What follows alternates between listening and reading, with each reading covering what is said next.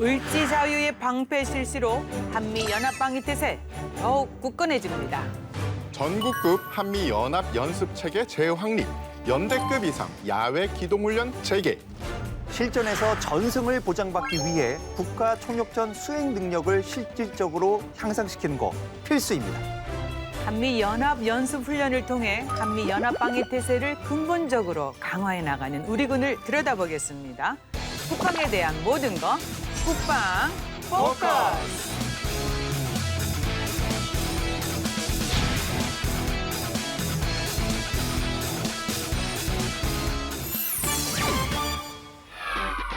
우리 군이 을지 자유의 방패 한미연합연습훈련을 통해서 굳건한 한미연합방위태세를 확인해가고 있습니다. 이와 관련해 말씀 나눌 분들 모셨습니다. 안녕하세요. 안녕하세요. 네, 직접 소개 부탁드립니다. 네, 안녕하세요. 육군사관학교 군사사학과 교수 최한규입니다. 만나봐서 반갑습니다. 네, 안녕하세요. 조선일보 군사전문기자 겸 논설위원 유영훈입니다. 출연하게 돼서 영광입니다. 올해 54번째 맞는 을지 연습. 이게 이제 국가외기관리종합훈련입니다. 구체적으로 어떤 훈련인지 좀 더 알아보겠습니다. 유 기자님 소개해 주시겠습니까? 네, 사실 을지 연습하면 우리가 어릴 때부터 아주 굉장히 귀에 익숙하게 들어왔던 그러한 이제 범정부, 범국가 차원의 연습인데요. 이 전시 사변 또는 이에 준하는 국가 비상사태, 이 발생 시에 국민의 생명과 재산을 보호하기 위해서 연 한 차례 전국 단위로 실시하는 비상 대비 훈련입니다. 근데 이제 을지 연습은 가장 큰 특징이 이 군만 실시하는 그런 훈련이 아니고 범정부, 지자체를 포함해서 전국적으로 이루어진다는 게 이제 가장 큰 특징이라고 할 수가 있겠죠. 네. 이게 이제 출발한 것은 1968년 1월 21일 그 유명한 1.22 사태가 있었죠. 그때 네. 이제 북한 특수부대가 청와대를 기습한 그런 사건이 있었는데 그때 이 사건을 계기로 해서 당시에 대통령 지시에 의해서 비정규전 상황을 상정해서 우리 나라 최초로 이제 태극 연습이라는 걸 실시를 합니다. 그게 이제 출발점이고요. 그 뒤에 이제 69년에 이제 훈련 명칭이 을지 연습으로 개칭이 됐고 76년에는 이 을지 연습하고 우리 한미 연합군이 양국군이 실시하는 이 포커스 렌즈 연습을 통합해서 이제 을지 포커스 렌즈 연습이 통합돼서 실시가 됐습니다. 그런데 네. 91년 이후에 한때 또 분리가 됐다가 다시 이제 통합이 됐고요. 명칭은 이제 을지 프리덤 가디언으로 변경이 됐었는데 2018년에 이제 아시다시피 미북 정상회담이 열리면서 그 남북 관계 등을 고려해서 이제 훈련이 분리가 됐는데 그때 이제 그로부터 한 4년쯤은 이제 을지 연습이 좀 축소가 돼서 실시가 되었습니다. 네, 그래서일까요? 올해 명칭이 을지 자유의 방패. 예, 이거 명칭이 달라졌습니다. 맞습니다. 그리고 이제 앞서도 설명해 주셨지만 이번 훈련의 또 다른 특징이 한미연합 군사 연습과 연계를 해서 실시가 되었습니다. 이 부분 어떻습니까, 교수님? 네, 이번에 자유의 방패 훈련을 실시해야 되는데 앞에 말씀하시는 정부 연습과 군사 연습을 두 가지를 통합하는 건데요. 말씀하셨지만 2018년 이후에는 변변한 그 전국급 단위의 연합 연습이 없었어요. 그래서 이번에 을지 프리덤 쉴드라고 해서 명칭을 변경하면서 그동안 한미동맹의 가치인 어떤 자유 수호의 강한 의지를 표명했고 이 전국급 훈련 자체가 방어적 성격의 훈련이기 때문에 그걸 강조하기 위해서 쉴드라는 방패라는 의미를 부여했고요. 이번 훈련 같은 경우는 8월 22일서부터 9월 1일까지 총 13일 실시됐는데요. 1부 연습과 2부 연습으로 나눠 실시하고 그 앞에 위기관리 연습을 실시합니다. 그래서 위기관리 연습은 어떤 그 전시 상황에 준하는 위기가 고조됐을 때 여기에 대한 대응 훈련을 하는 것이고 일부 연습은 수도권에 대한 위협을 제거하기 위해서 초기에 대한 방어 작전과 거기에 대한 수도권의 안전을 확보에 위한 일련의 조치를 연습하게 되고요. 2부 연습은 좀 더 확장돼 가지고 수도권의 안전을 위한 장사정 포병을 제거한다든가 이런 약간 작전 범위를 넓혀서 훈련을 실시하는 내용으로 진행되었습니다. 네. 유 기자님, 이번 훈련은 실기동 훈련을 재개한 점이 좀 눈길을 많이 끌지 않습니까? 그렇습니다. 이제 과거에 우리 한미연합 훈련을 보면 2월부터 4일 사이에 이제 키리졸브 연습하고 독수리 연습이 실시가 되는데 키 리졸브는 지휘소 연습이고 독수리 훈련은 이제 야외기동 훈련인데요. 네. 그러다 보니까 이제 8월에 하는 과거에는 을지 프리덤 가디언, 이번에는 이제 을지 프리덤 쉴드, 우리가 약어로 이제 UFS라고 그러는데 이 훈련을 원래는 이제 지휘소 연습만 하는 게 맞는데요. 말씀드렸다시피 2018년 이후에 한동안 연대급 이상 대규모 한미연합 기동훈련을 하지 못하다 보니까 이번에 그동안 하지 못한 야외 기동훈련을 좀 하자. 네. 그래서 전에는 하지 않던 그 야외 기동훈련을 이번에 집중적으로 실시를 합니다. 물론 이제 규모는 그 연대급은 이제 하나밖에 없지만 13개 중에 이제 하나밖에 없지만 일단 그 집중적으로 이런 야외 기동을 이 8월 훈련에 실시한다는 게 가장 큰 특징이라고 이제 볼 수가 있겠죠. 그래서 올해 이제 이번에 실시되는 13개 훈련 중에는 그 잘 아시는 KCTC 과학학연 훈련 전에 국방 포커스에서 집중적으로 제가 조명한 것으로 알고 있는데 네. 이게 이제 여단급으로 실시가 되고요. 나머지 뭐 이제 공격 헬기 사격 훈련이라든지 대량살 상무기 제거 훈련, 그다음에 그 교량 규축 훈련, 폭발물 처리 훈련 뭐 이런 거 등등해서 이제 12개가 실시가 되는데 이거는 이제 대대급 또는 대대 이하급으로 실시가 됩니다. 네. 을지 자유의 방패 구체적인 훈련 중에 실제 이 전략 자산도 운영을 하고 그리고 이제 우리 군과 미군이 연합을 해서 이 실기동 훈련을 제대로 실시했다라고 들었는데 맞습니까, 교수님? 거기에 대해서는 우리가 좀 더 살펴볼 게 있는데요. 전략자산 운영에 관해서 사실 공개할 때도 있지만은 비공개로 실시할 경우가 대부분이고요. 이번 연습 같은 경우에서도 거기에 대해서 아마 위기관리 훈련 때 실시한 것으로 알고 있는데 위기관리 훈련은 어떤 형태냐면 여러 가지 그 도발이라든가 위협사항이 있으면은 거기에 대한 대응하기 위한 수단을 강구하는데 그중에 하나가 미국의 전략자산이 될 수가 있죠. 과거에도 실제적으로 훈련 기간에 북한군들이 도발할 경우에 일부 전략자산이 실제로 전개해서 운영됐던 경우도 있는데 이번에는 실기동훈련 간에 대량 살상무기 제거 훈련이 포함되어 있는 걸로 알고 있습니다. 그래서 시사점을 좀 가질 수 있는 게 지난 8월 17일 날 위기관리 연습 기간에 국방부에서 키드라고 해서 국방통합협의체 회의가 있었습니다. 차관복급 회의인데 거기에서도 북한 핵 위협에 대해서 논의가 있었고 미국 측에서는 이 위협의 상황이 발생했을 때 제공할 수 있는 전략자산 목록을 한 측에 제공을 했다고 공식적으로 발표를 했기 때문에 실제적으로 이런 대화는 정책적인 뿐만 아니라 군사당국에서도 많은 대화를 하게 돼 있고 그런 연습이 병행돼 있기 때문에 이번 연습간에는 앞서 말씀드렸지만 공식적인 언급은 없었지만 그러한 연습을 했을 것으로 추정하는 바입니다. 네. 이제 그리고 이번 연습을 통해서 우리 군의 작전 수행 능력 이거를 또 확인하고 동맹군이 미군과의 호흡을 또 이렇게 맞춰보는 정말 중요한 계기가 되었다는 평가 나오고 있습니다. 자, 이 부분도 교수님 좀 더 강조해 주셔야 될 것 같습니다. 네, 연합 연습 자체가 기본적으로 작전 계획을 검증하고 실제 실효성을 확인하는 그런 과정이거든요. 네. 사실 계획은 계획일 뿐이라고 저희들이 얘기를 합니다. 나폴레옹도 계획은 전쟁이 시작할 때까지 유효하지 전쟁이 발생했을 때는 잊으라는 얘기를 하는데요. 마찬가지 준비했던 계획 자체를 실제적으로 변화한 상황에서 적응하려면 유연성을 가져야 돼요. 네. 그래서 이번 연습 같은 경우도 다양한 훈련이 13개 종목에서 실시된다는 것도 하나 그런 측면에서 우리가 검토해 볼 수가 있을 것 같고요. 그 라카메라 주한미군 사령관도 작년에 미 상원 인준 청문회 때도 분명히 말한 바가 있어요. 실병기동훈련에서 중요성에 대해 얘기할 때는 아무리 강조해도 모의훈련보다는 실병기동훈련이 더욱더 중요하고 효과성이 있다 이렇게 네. 말씀을 하셨는데 그런 측면에서도 이번 실병기동훈련의 재개는 큰 의미가 있다고 생각됩니다. 예, 이번 을지 자유의 방패 훈련 같은 경우에 우리 군뿐만 아니라 미군 역시 상당한 기대감을 가지고 있었다. 이렇게 들었는데요. 유 기자님, 실제로 미군도 이번 이 연합 훈련에 연합 연습에 임하는 자세가 좀 다르다고 들었습니다. 네. 에이브런스 사령관을 비롯한 역대 주한미군 사령관이 항상 뭐 일종의 불만스럽게 이제 강조해 온 게 있습니다. 이 야외기동 훈련과 컴퓨터 모의, 워게임은 정말 다르다. 그래서 평상시 훈련을 통해서 땀을 흘리지 않으면 그게 실전 상황에서 피를 불러올 수 있다. 네. 그러니까 아군이 그 피를 흘리게 될 수 있다. 이런 이제 우려들을 많이 했고 그런 면에서 상당히 그 야외기동 훈련을 이제 미군이 중시를 해왔는데 그런 점에서 물론 규모는 아주 크지 않지만 이번에 여러 종류 13개 항목의 훈련을 실시하는 데에 대해서 미군도 상당한 기대감을 갖고 있는 것으로 이렇게 알고 있고요. 네. 참고로 하나 더 말씀드리면 이제 일부에서 우리가 이제 보통 대규모 하면 여단급 이상들을 얘기하는데 이번에 이제 여단급 이상으로 대규모로 실시할 것으로 이제 기대한 분들이 많았어요, 사실은. 그리고 우리 정부나 군에서도 그렇게 이제 미군 측에 요청을 좀 했었는데 미군은 우리보다 훈련 준비를 굉장히 오래전부터 합니다. 그래서 보통 훈련 준비를 1년 전부터 하기 때문에 아시지만 이제 1년 전에는 이렇게 훈련을 크게 할 그런 계획이 없지 않았습니까? 네. 그런 분위기가 아니었고 그러다 보니까 현 정부 들어서 갑작스럽게 이렇게 좀 변화가 있다 보니까 미군은 이제 좀 준비가 좀 부족한 이런 상황이어서 우선 이제 대대급으로 많이 하는 것이고요.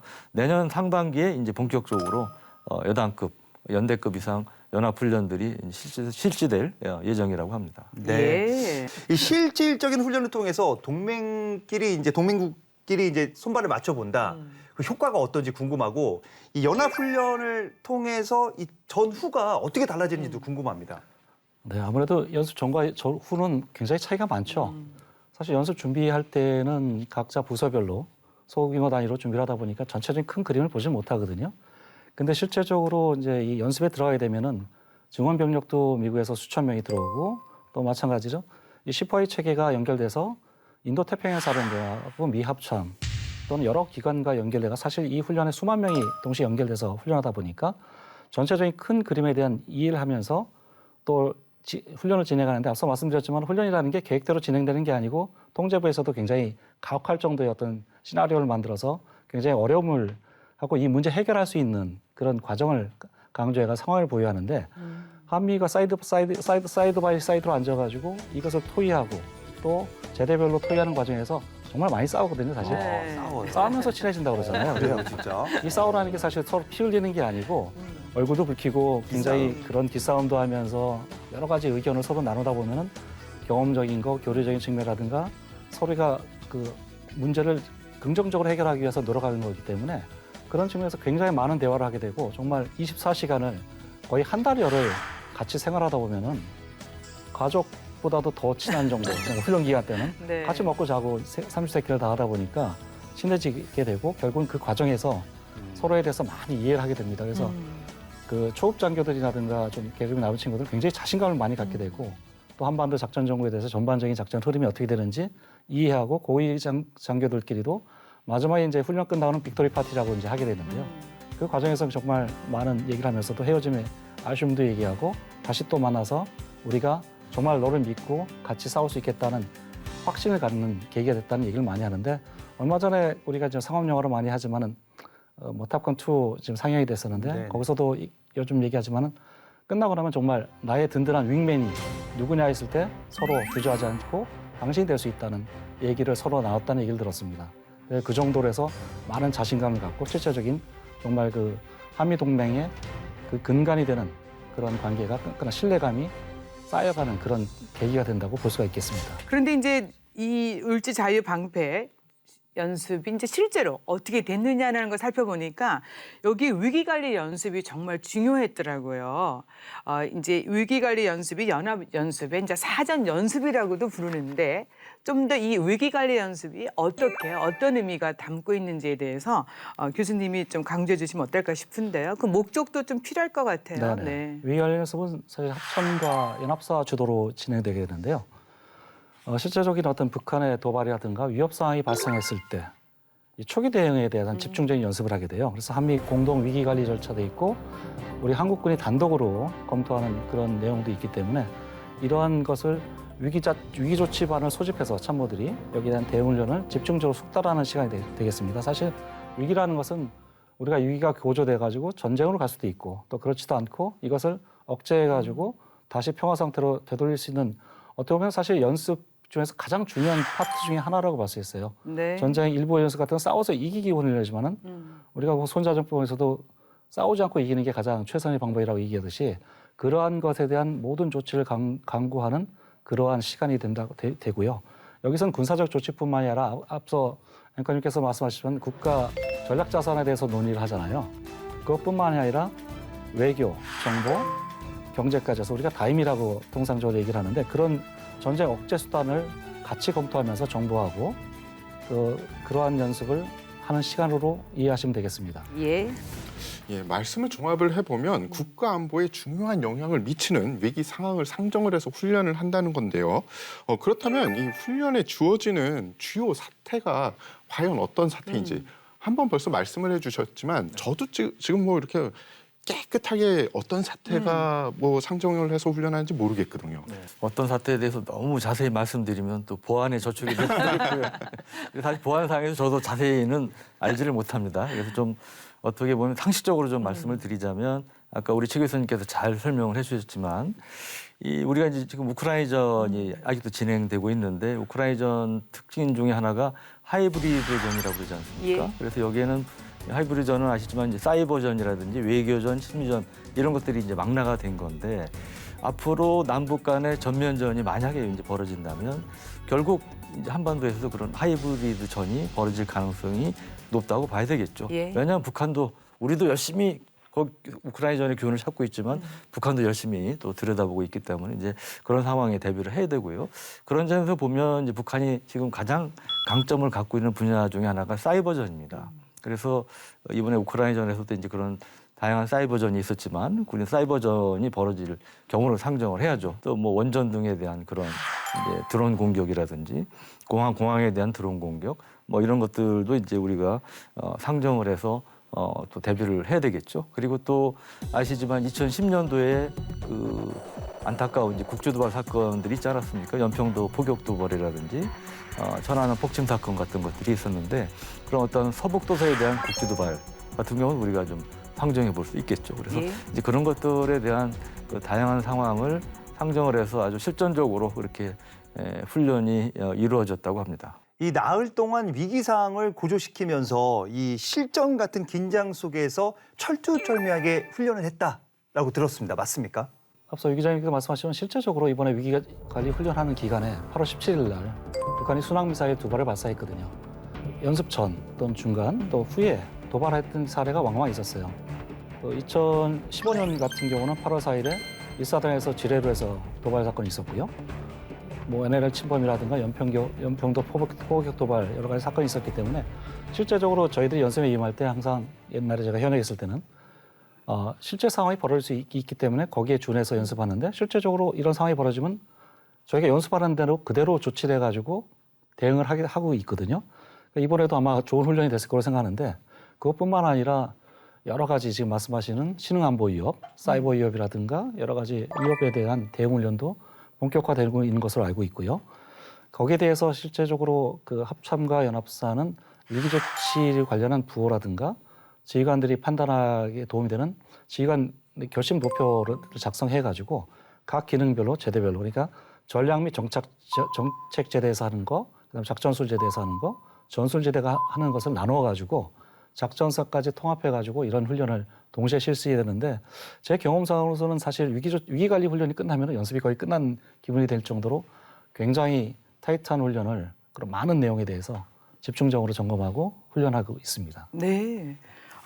그래서일까요? 우리 군의 위기관리 이 연습 과정을 보니까 마치 KCTC 과학화 전투훈련단에서 하는 실전적 훈련을 국가 단위로 훈련을 한 것처럼 생각이 듭니다. 우리가 뭐 정말 아까 기자님께서도 설명해 주셨는데 KCTC에 대해서 이제 국방 포커스에서 집중적으로 다뤄본 적이 있습니다. 그 당시에도 우리가 진행 과정에 기능별 관찰관, 또 사후 검토반 이런 거에 대해서 언급을 했습니다.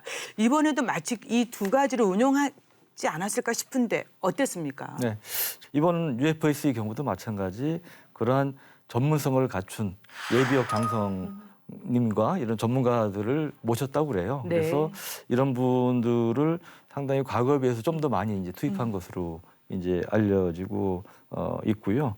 그래서 특히 아까 우리 교수님 말씀하셨지만 그 지난 16일부터 지난 8월 16일부터 나흘간 실시된 위기관리 연습 같은 경우도 이 합참이라든지 한미연합사 등이 국가안보에 중대한 영향을 끼칠 위기 상황을 상정해서 그렇게 해서 이제 전쟁으로 확대되지 않게끔 하는 이런 데 이제 초점을 맞춰서 이루어졌고 그것이 이제 연습 통상 주요 사태 목록 영어로 이제 MESL이라고 그러는데 이거에서 이제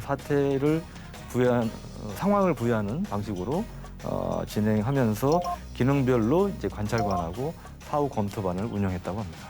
예, 유 기자님께서 말씀해 주신 대로 합참과 연합사의 위기 관리 능력 숙달, 이번 훈련을 통해서 많이 발달을 했을 것 같고요. 위기 조치반이나 참모들의 능력 또한 크게 숙달됐을 것 같은데 최 교수님, 네. 경험자이시지 않습니까? 아까 싸우면서 배운다고 했는데 이번에 또 싸우기만 할까요? 아니면 또 싸우면서 많이 배울까요?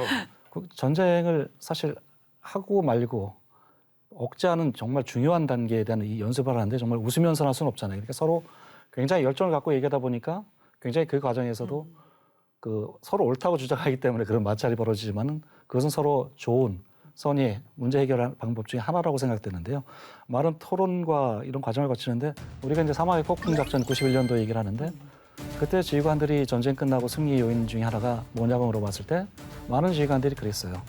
우리가 실제 전장에서 맞닥뜨린 상황은 우리가 BCTP 훈련하면서 컴퓨터 훈련할 때, 모의 훈련할 때 거의 다 훈련했고 정말 예상하지 못한 상황은 거의 없었다. 그렇기 때문에 네. 완벽한 승리할 수 있는 밑거름은 우리가 모의 훈련을 통해서 이미 준비가 되었기 때문에 가능했다는 얘기를 했었는데 마찬가지로 이번 훈련도 정말 중간에 그 단절된 기간이 있었지만은 그 70년대서부터 상당히 그 긴 기간 동안 축적된 노하우가 있기 때문에 그것을 가지고 위기관리 연습을 통해 가지고 많은 상황을 하다 보면은 아무래도 더 많이 성숙되고 능력이 향상될 수밖에 없다고 볼 수가 있죠. 위기관리 연습에 이어서 이 유관기관 합동 실제 훈련도 실시했다라고 들었는데 이 민간, 군경, 소방 등 많은 인원이 참가했다라고 들었습니다. 이번에 연인원 한 24만 명 정도가 이제 설비됐다고 합니다. 네. 그래서 과거에 비해서 지난 몇 년간 가장 큰 규모로 이제 실시가 됐고 말씀하셨지만 민관군 소방 그래서 이제 각종 그 화재 발생에 대비한 이런 훈련까지 이제 이루어졌고요. 특히 이번 훈련의 이제 가장 큰 특징은 국가 총력전 대응 훈련을 했다는 것인데요. 국가 총력전은 말 그대로 국가의 뭐 군뿐 아니고 정부, 민간 이런 역량을 총동원해서 이제 대응을 하는 것인데 이런 것을 하게 된 배경은 역시 이제 우크라이나 전쟁의 교훈이 큰 영향을 끼친 것으로 그렇게 알려지고 있고요. 그래서 이번에 그 특징 중에 하나는 국방부에서 이 훈련에 대해서 사전에 이제 국회에 이제 보고를 했는데 그 내용을 좀 과거보다 굉장히 상세하게 좀 보고를 했습니다. 네. 그래서 뭐 예를 들면 뭐 원자력 발전소의 극조 폭발물, 영어로 이제 IED라고 그러죠. 이것을 발견했을 경우 어떻게 할 것이냐. 그다음에 그 반대초 공장이 불이 났을 경우 어떻게 할 것이냐. 그다음에 뭐 해킹 등에 대비한 해킹에 의한 은행 전산망 마비 등을 이제 상정한 이제 이런 훈련도 실시가 됐습니다. 그래서 이러한 그 민간 그다음에 공무원들에게 어떤 그 유사시 어떤 상황이 발생했을 때 어떻게 대응해야 될까 이런 인식, 위기의식 같은 걸 좀 심어준 것이 가장 큰 의미가 있잖아요. 그런 생각이 듭니다. 더불어 이제 우리 국민들에게도 위기 관리에 대한 중요성이 또 강조되지 않았을까 싶은데 이번 을지자유의 방패 훈련을 통해서 드론 테러 대비 훈련 등 최근의 안보 상황을 이렇게 연상케 하고 또 상황에 대비하는 그런 뭐 훈련을 튼튼히 했다라고 하는데요. 이 부분은 어떻습니까? 네, 맞습니다. 이번에 앞서 말씀드렸지만은 이번 연합훈련에 굉장히 그동안 하지 않았던 부분이 많은데 그중에 하나가 드론이죠. 드론에 대해서는 지금 우크라이나 전쟁에서 많은 분들이 이제 관심을 물론 갖고 있죠. 그 전에 이제 기억하실지 모르겠지만 2019년에 그 예멘 후티 반군이 사우디아라비아에 있는 유전 시설을 폭탄 테러했던 사건이 있었습니다. 그 이후에도 많은 사실 그 드론에 의한 위협이 있었는데 사실 거기에 대해서는 그동안 약간 외면했던 게 사실이거든요. 그래서 이번 연습관에는 그런 위협이 사실 우크라이나 전쟁에서도 드론 효과를 많이 우리가 지금 목도하고 있는데 그런 점을 고려해서 정부 훈련에 그런 내용을 포함시켜서 시나리오에 훈련했다는 것은 굉장히 의미가 있다고 보고 실전적인 어떤 정말 훈련이 되는 계기를 마련한 거죠. 그리고 원자력 발전소도 마찬가지 저희가 26개의 원자력 발전소를 운영하고 있잖아요. 네. 근데 그동안에 사실 거기에 대해서도 북한이 만일에 우리에게 도발한다면 상당히 공격할 만한 대상이 됐음에도 불구하고 거기에 대한 실제적인 훈련이 이루어지지 않고 있었는데 이번에 중앙통합방위협의회와 지방, 지자체를 중심으로 한 통합방위협의체를 운영해서 여기에 대한 훈련을 했다는 것은 정말 큰 성과 중에 하나였다고 볼 수가 있겠습니다. 네. 예. 군사적 대응 조치뿐만이 아니라 정치나 정보 그리고 경제 요소 등을 고려해서 그야말로 국가 총력전식 훈련을 한 것 같은데요. 정부 대응반도 다 협조를 해서 훈련을 했다고 하는데 유 기자님 자세히 말씀 좀 해주십시오. 네, 말씀하셨다시피 이제 경제부처, 외교부 이런 이제 그 범정부 차원의 이제 참여와 이제 훈련이 이루어졌는데 사실 한때 이 을지 정부 차원의 을지 연습하고 군 차원의 이제 프리덤 가디언 지금 이제 프리덤 실드가 분리돼서 실시된 적이 있는데 그때 이제 상당히 문제가 생겼어요. 왜 그러냐면 전면전이 벌어질 경우 예를 들어 우리가 이제 반격을 한단 말이죠. 반격을 하면 DMZ를 넘어가야 되지 않습니까? 그리고 전쟁이 끝난 다음에 군정을 실시하잖아요. 그럼 이제 군정을 실시할 때 어떤 형태로 할 것이냐. 뭐 이런 과정에서 상당히 국제법적인 문제, 그다음에 외교적인 사안이 생길 수 있어요. 그러면 네. 군만 따로 하면 나중에 결국 외교부도 움직이고 이래야 되는데 그게 서로 유리가 되고 실제 상황이 벌어지면 굉장히 혼란이 벌어질 수 있지 않겠습니까? 그래서 사실은 정부와 군 연습을 같이 해야 된다는 것이죠. 그래서 이번에 이제 그런 측면에서 외교부라든지 그다음에 이제 반도체 공장 화재 같은 경우도 마찬가지 이제 어떤 경제 상황이 발생했을 경우 이제 경제산업부처는 어떻게 대응할 것이냐 뭐 이런 거 등등을 포함해서 이제 그러면서 유기적인 훈련이 아주 실효성 있게 이루어졌다고 합니다. 네. 위기관리 연습 종료 후에 을지 자유의 방패 본 연습이 1, 2부에 걸쳐서 실시가 되었는데 정말 실전을 방불케 하는 연습이었다라고 들었습니다. 맞습니까? 그 훈련 그 항목에 보면 이제 공격 헬기 사격 훈련이라든지 교량 견술 훈련이라든지 뭐 이런 것들이 있습니다. 그래서 이거는 실제로 상당한 장비가 움직이고 또는 실탄 사격도 하는 이런 이제 훈련이기 때문에 이제 실전적인 훈련이 이루어졌다고 얘기가 나오고 있고요. 특히 공격 헬기 훈련 같은 경우는 사실은 주한미군이 그동안 그 소음 민원 등 때문에 이 아파치 헬기 사격 훈련을 잘 못했어요. 네. 그게 상당히 그래서 이제 미군의 그 어려움을 좀 하소연했던 이런 부분 중에 하나인데 그럼에도 불구하고 주한미군은 최근에 H-64 이 V6형 최신형 아파치를 해외 미군 중인 처음으로 배치를 하고 있는 그런 상황이었고 그래서 이제 그런 면에서 우리 한국군도 아파치 헬기를 36대를 보유하고 그렇기 때문에 그러면서 이제 유기적인 훈련도 유기적인 이제 실탄 사격 훈련까지 포함해서 이루어졌다고 합니다. 네. 정말 오랜만에 전개된 연합 연습인 만큼 우리 군의 그 합동성 고도화 또 미군과의 그 연합 작전 수행 능력 등 관련돼서 이제 앞으로 과제도 많이 돌출됐을 것 같아요.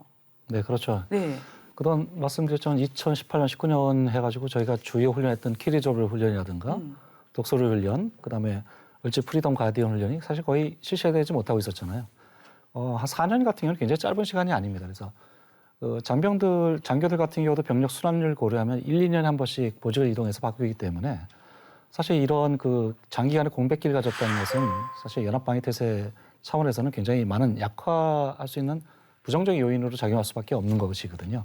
그래서 이번에 훈련을 하면서도 사실 그 준비 기간이라는 게 이런 연합 연습 같은 경우는 최소한 1년 전서부터 그런 계획회의라든가 이런 준비를 통해 가지고 서서히 이제 어떤 그 능력치를 올려가고 긴장감을 고조시켜 나가는데 이번에 이제 정부가 바뀌면서 이제 그래도 다행히 이번에 연습을 실시했는데 그동안 축적돼 있던 어떤 그런 부정적인 요소를 한 번에 일소시키긴 좀 어려울 것으로 생각되기 네. 때문에 이번은 연습뿐만 아니라 조금 더 육해공군 해병대 포함해가지고 이런 그 모의 훈련뿐만 아니라 실병 기동 훈련을 병행해가지고 점점 그 합동성 및 어떤 연합 작전 능력을 향상시키는 그런 노력이 필요할 것으로 봅니다. 네. 실전을 방불케 하는 을지 자유의 방패 그 현장으로 한번 가보시죠. 알아두면 똑똑해지는 신기한 국방 지식 그것이 알고 싶은 지식 포커스. 안녕하십니까. 다이어트 지식 포커스. 오늘의 포커스는 지난 8월 22일부터 9월 1일까지 대대적으로 진행된 을지 자유의 방패 한미연합 연습. 이번 연습은 전시체제로 전환해 북한의 공격을 격퇴하고 수도권 방어를 연습하는 일부와 이후 수도권 안전을 확보하기 위한 역공격과 반격 작전을 숙달하는 2부로 나뉘어 진행했는데요. 특히나 2018년 이후 중단됐던 연대급 이상의 연합기동 훈련이 부활하면서 시작 전부터 큰 기대감을 불러일으켰습니다. 그런 만큼 실제 연습 현장은 어땠는지 을지 자유의 방패 한미 연합 연습 주요 장면 정리했습니다.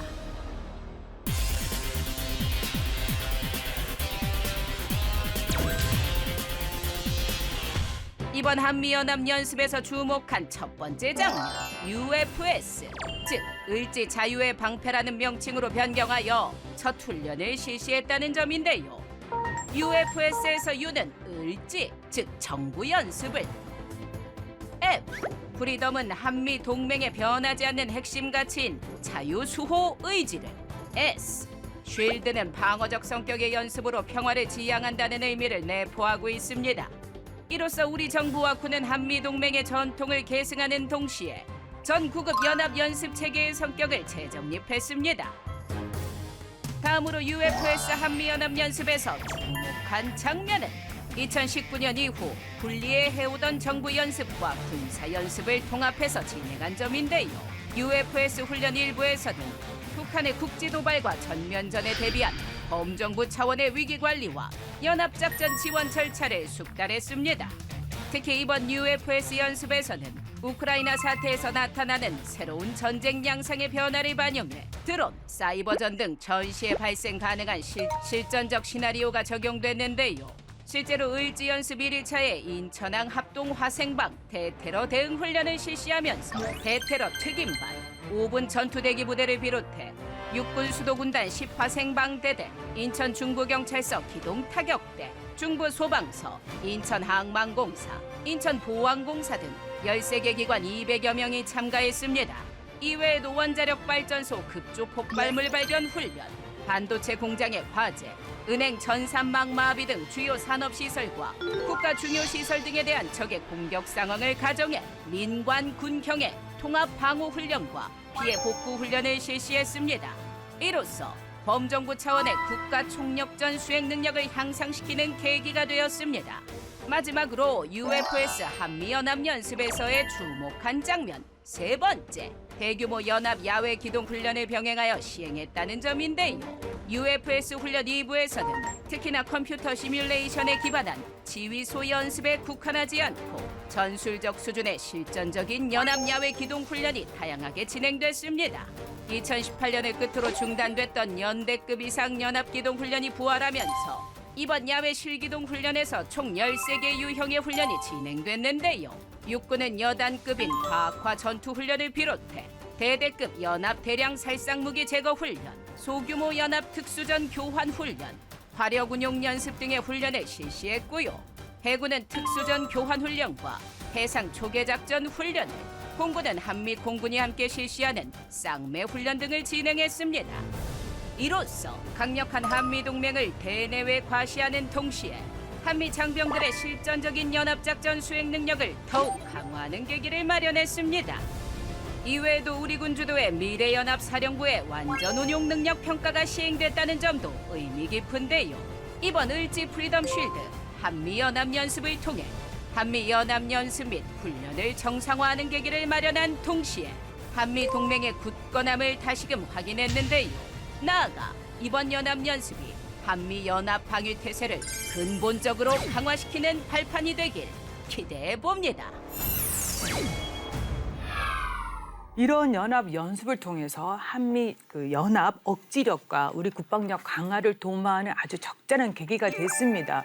그래서일까요? 연합 연습 이거 한 번으로 안 끝내고 정기적으로 지속적으로 좀 해야 될 텐데요. 뭐 자주 하면 할수록 좋죠. 근데 사실 연습이야 뭐 평상시에 정말 땀을 흘려서 피를 대신할 수 있다면은 땀을 얼마든지 흘리는 게 뭐 군인들의 기본적인 본분이 아닌가 싶은데요. 거기에 따라서 사실 여러 연습을 자주 하면 비용 문제도 있거든요. 과거에 이제 3대 훈련이 앞서서 거의 폐지됐다시피 했는데 이번에 하나가 부활됐잖아요. 그거 말고도 저희가 전시의 지원 전력의 운영 문제에서 옛날 RSO 훈련이라고 있었죠. 그리고 후방적 작전에서 실병 기동을 했던 포리글 훈련도 있었는데 그런 형태의 작전이 사실 이번 UFS 훈련과 약간 다른 성격의 연합 연습이거든요. 네. 그렇기 때문에 한 번에 그 장기간 훈련할 수 없기 때문에 기간을 나눴기 때문에 이런 것도 좀 나눠서 훈련을 할 필요가 있고요. 사실 연합훈련 자체가 어떻게 보면 한미동맹이 북한에 대한 그 강력한 메시지를 보내는 게 되거든요. 우리가 네. 억지력 강화에 대해서 많이 얘기하지만 억지력이라는 것은 우리가 어떤 억제할 수 있는 능력이 있어야 되고요. 그걸 또 사용할 수 있다는 강력한 의지가 있는데 이것을 어떻게 보면은 상대에게 명확하게 우리가 현시하는 기회가 이 연합훈련이 아닌가 싶어요. 그래서 예. 그런 측면에서 연합훈련은 좀 더 다양한 분야에서 확대되고 제대별로 좀 더 기능별로 해서 많은 기회를 가지면서 그런 측면에서 이런 연합훈련이 좀 더 다양한 분야에서 현실적인 어떤 전쟁 수행 능력을 향상하는 측면에서 좀 더 활성화될 필요가 있다고 생각이 됩니다. 네. 네. 저는 이번에 그 러시아하고 우크라이나 그 전쟁을 보면서 현대전에서 승리를 하려면 국가 전체가 이 총력전으로 나서야 되는구나라고 느꼈는데 그런 점에서 이번 훈련을 본다면 어떤지 이 국가 총력전 수행 능력 키워야겠죠, 기자님. 맞습니다. 지난 2월 24일 날 이제 개전이 됐잖아요. 그래서 벌써 6개월이 넘었는데 이렇게 장기전으로 가다 보니까 역시 이 러시아와 우크라이나가 이게 기본 체력 차이가 원래 크지 않습니까? 네.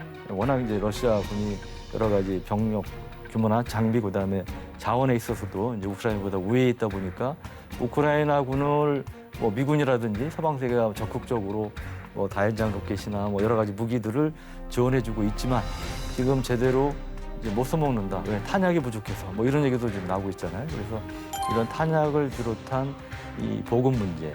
그리고 또 하나가 우리 윤 교수님 잘 아시는 그 예비 전력과 관련된 이런 것도 우크라이나 전쟁 교훈 중에 하나죠. 네. 그래서 우크라이나전에서 사실은 굉장히 잘 싸운 면도 있지만 평상시 좀 준비가 부족했던 이제 그런 것들도 드러나고 있기 때문에 우리가 이제 그런 측면에서 우크라이나 전의 교훈을 찾아야 되지 않나. 그리고 또 너무나 당연한 얘기지만 그 가장 중요한 것은 역시 정신적인 부분.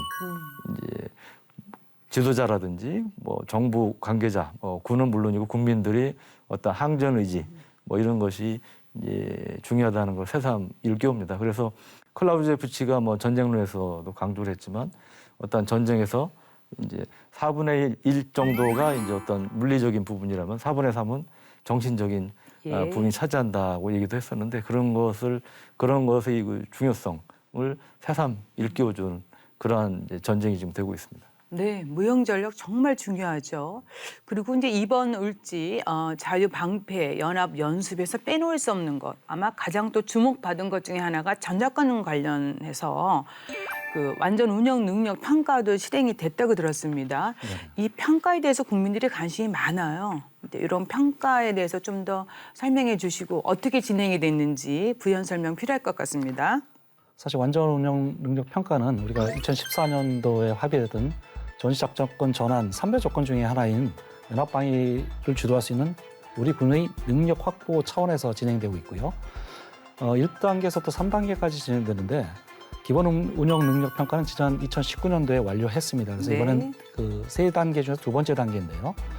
두 번째 단계는 여러 가지 이제 과제 목록을 작성해가지고 거기에 대해서 하나하나 이제 평가를 하게 돼 있어요. 그래서 이번에는 73개 과제 중에서 49개를 평가했다고 합니다. 네. 이런 평가를 위해서 연합평가팀이 한 60명이 편성돼가지고 세부적인 그 내용을 평가했는데 여기서 주목해야 될 것은 우리 전시작전 통제권이 전환되면 한국군 사성장군이 연합부대를 지휘하게 되잖아요.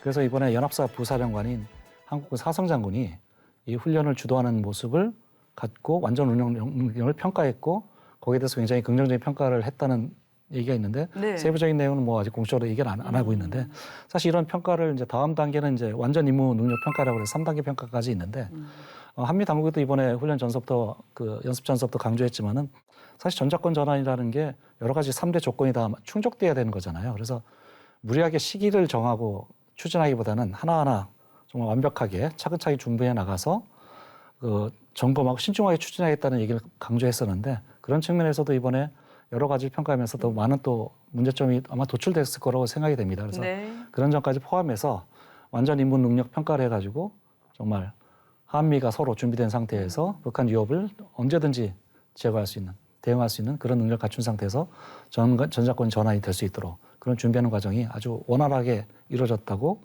합니다.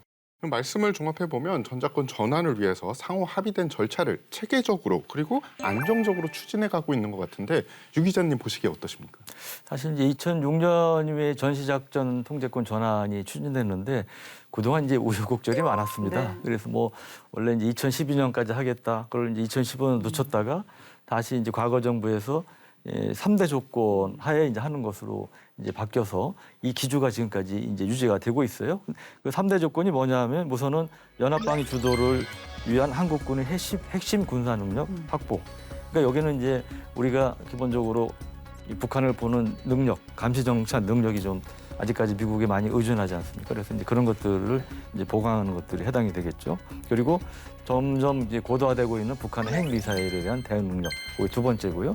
세 번째가 이제 전자권 전환에 부합하는 한반도 및 영내 안보 환경 이렇게 돼 있습니다. 그래서 세 번째 조건 같은 경우가 좀 추상적이죠. 네. 이제 안보 환경이 좀 추상적인 개념이어서 일부에서는 이 세 조건을 다 충족시키려면 언제 될지 모르는 거 아니냐 이제 이런 이제 지적과 우려도 나오고 있는데 전 그럼에도 불구하고 지금 이번에도 이제 훈련 통해서 우리가 FOC 능력 검증을 했듯이 단계적으로 원래 계획대로 대신 절대 서두르지 말고 하나하나 이제 우리가 부족한 부분이 무엇인지를 점검하면서 추진해 가는 것이 맞는 방향이라고 보고요. 지금 정부도 이제 그런 스탠스 하에서 전자권 전환을 추진하는 것으로 알고 있습니다. 네. 이번 을지자유 이 방패 이후 후반기 연합 연습도 뭐 계획이 되어 있고 실질적인 훈련을 위해 야외 기동 훈련도 계획할 예정이라고 들었습니다. 네, 아까 말씀드린 올해 이제 13개 훈련을 실시하고요. 내년도 약 21개 정도로 지금 계획하고 있다고 발표를 했는데요. 이거는 현재까지 이제 계획된 거고 이번 달에도 지금 뭐 공 같은 경우 쌍매 훈련 그동안 안 했던 거 지금 훈련하고 있고요. 뭐 대잠 초계 훈련도 지금 실시했고 지난번에 사실 림페 훈련 종료 후에도 뭐 일본도 포함했지만 한미일이 북한의 미사일 탄도 추적 훈련도 실시한 바가 있는데요. 사실 뭐 이렇게 크게 어떤 규모를 연대급이라든 여단급을 해서 한정하는 게 아니라 아까 말씀드렸지만은 여러 가지 사실 기능별로 제대별로 합동성 및 그 연합 작전 능력 향상 차원에서 이것을 계획하고 있고 앞으로 실시할 것이라고 지난번에 그 이정석 국방장관께서도 현 대통령께 업무보고 차원에서도 그 한 부분을 강조하신 걸로 알고 있기 때문에 앞으로도 이 부분은 굉장히 많이 활성화될 것으로 예상하고 있고요. 아까 말씀드렸지만은 계획은 계획일 뿐이고 그걸 실천할 때는 결국은 이 계획의 타당성은 실제 실병 기동을 훈련해서 어떻게 보면 사실 전국 차원의 야외 기동 훈련을 실시하면 좋겠지만은 사실 그 여건이 허락하지 않잖아요. 그렇기 때문에 그것을 나눠서 어떤 쪼개서 부분별로 훈련하는 것인데 이런 것이 앞으로 계속 실시될 것을 바라고요. 정부에서도 뭐 강력한 의지를 갖고 있기 때문에 그런 것은 앞으로 좀 더 많이 우리가 볼 수 있는 기회가 있지 않을까 싶습니다. 네, 같은 맥락입니다. 계속해서 이제 북핵 미사일 대응에서 한미 그 대북 공조와 확장 억제력 강화 노력 잘 유지돼야 되는데 향후 연합 연습과 실전적 훈련을 강화해야 되는데 어떻게 하면 좋을지 조금 더 구체적인 방안이 있으면 하나의 팁 주시겠습니까, 기자님? 네, 북한의 이제 미사일 같은 경우도 점점 이 고도가 낮아져서 요격이 어려운 또 더구나 여기에 이제 전술 핵탄두를 탑재할 수 있는 이러한 이제 미사일들을 개발하고 이제 곧 뭐 배치한다는 얘기도 하고 그러기 때문에 여기에 대한 대응이 우리가 지금 상당히 이제 절실해지는 상황이고요. 그런 예. 점에서 앞으로 저는 이제 미국의 그 B-1이라든지 B-50 이런 전략 폭격기를 포함한 이 전략 자산들이 한동안 이제 한반도에 오지를 못했죠. 네. 그래서 저는 이런 것들도 이제 앞으로 자주 출동을 해서 2017년도에 이제 종종 있었지만 그런 우리 공군과의 연합훈련이라든지 그다음에 해군과의 연합훈련 이런 것들도 이제 수시로 규모를 키워서 이제 실시해야 된다고 봅니다. 예. 을지 자유의 방패 연합 연습을 통해서 우리 군 실전에 강한 그런 면모를 확인시켜주고 각인시켜줬습니다. 이제 앞으로 우리 군 미래전에 승리를 담보하기 위해서 또 한미 연합 작전 수행 능력 강화해야 되겠고요. 우리 국방력 강화를 위해서 무엇을 더 하면 될지 과제라든가 당부 말씀을 부탁드리겠습니다. 우선 기자님. 네, 우리 이제 한미 동맹이 여러 가지 장점을 얘기하는데 저는 그 세계 최강의 미군과 같이 있다는 것. 더구나 이제 세계 유일의 연합사령부를 지금 구성하고 있지 않습니까? 그래서 이런 것을 통해서 평상시에 미군의 노하우를 배울 수 있다는 것. 또 하나는 우리가 다양한 형태의 연합훈련을 통해서 미군의 노하우를 받고 또 자극도 받고 이런 것이 이제 우리 큰 어떻게 보면 이점이라고 이제 볼 수가 있는데 이제 그런 것들을 우리가 적극적으로 이제 활용을 해야 되겠죠. 그래서 이제 그런 면에서 이제 우리가 미국에 대해서 이제 요구할 건 하되 미군의 입장에서 특히 주한미군 같은 경우도 훈련 여건이 이제 미비돼 있다 이제 그런 얘기를 많이 하지 않습니까? 근데 미군은 워낙 또 훈련을 중시하는 이제 그런 군대이기 때문에 훈련 여건 보장이라든지 어떤 미군들이 좀 아쉬워하는 부분, 우리한테 좀 바라는 부분들에 대해서 좀 적극적으로 수용해 갈 필요가 있다고 생각을 합니다. 실제적으로 이런 모의 훈련과 실병 기동 훈련은 대부분 병행을 해왔습니다. 어느 나라든가. 그동안 우리가 이걸 기형적으로 실시했다는 게 어떻게 보면 좀 더 이상하게 느껴지는 부분인데 이것을 아까 말씀하신 빠르게 정상화시켜서 좀 더 우리 군인들이 편안하게 더 연습할 수 있는 그런 여건을 마련했으면 좋겠고 국민들도 여기에 대해서 굉장히 많은 지지를 하고 있는 것으로 알고 있는데 그 앞으로 이제 그 변하는 전쟁 양상에 따라서 우리가 신흥안보 위협에 대해서 말씀드렸고 이번에 드론이라든가 사이버 위협에 대해서도 훈련을 많이 했던 것으로 알고 있는데 이런 부분은 앞으로도 계속 발전할 거고 변할 것입니다. 네. 그렇기 때문에 이런 것을 계속 우리가 최신화시키고 업데이트시키면서 거기에 대한 대응력을 시의적절하게 마련할 수 있는 그러한 훈련이 자주 있기를 바라고 앞으로도 우리가 그런 것을 우리가 훈련하는 모습을 밖에서도 볼 수 있는 그런 기회가 있기를 바랍니다. 예. 올해 54번째 실시된 울지 연습을 통해서 굳건한 한미동맹 재확인했습니다. 더불어 튼튼한 안보 태세를 강화하고 확인하는 또 좋은 기회가 됐습니다. 계속해서 우리 군 첨단 강군 육성에 매진해 주기를 또 바라면서 도움 말씀 여기까지 듣겠습니다. 고맙습니다. 감사합니다. 을지 프리덤 실드, 자유를 지키는 방패로서 국가와 국민의 생명과 재산을 지키는 군 본연의 역할을 묵묵히 수행해가는 우리 군의 국민 여러분 많은 성원 부탁드립니다. 국방에 대한 모든 것, 국방 포커스 오늘 여기까지입니다. 저희는 다음 시간에 다시 찾아뵙겠습니다. 감사합니다. 감사합니다. 감사합니다.